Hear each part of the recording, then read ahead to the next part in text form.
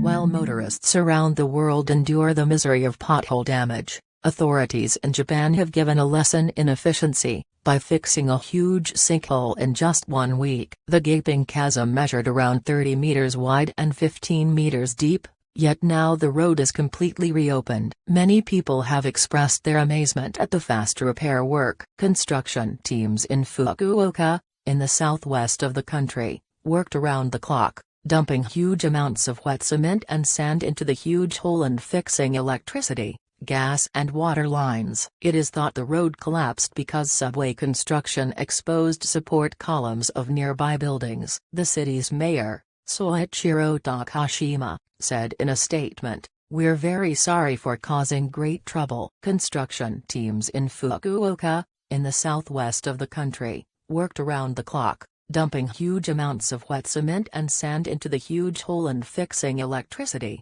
gas and water lines. It is thought the road collapsed because subway construction exposed support columns of nearby buildings. The city's mayor, Soichiro Takashima, said in a statement, "We're very sorry for causing great trouble." Miraculously, no one was hurt when the road collapsed in Fukuoka, which is the biggest city on the southernmost main island of Kyushu. Many on social media expressed amazement at the quick recovery. "I'm surprised the road reopened in a week," one Twitter user said. "Impressive." "That was fast," said another. The street reopened at 5 a.m. on Tuesday. The massive cave-in appeared in the city's bustling Hakata district, a major business and entertainment center, with muddy underground water flowing into the hole. "I saw a stoplight fall. It was really scary," one man told Fuji TV after it happened. The sinkhole is believed to be about 40 feet wide and 25–30 feet deep.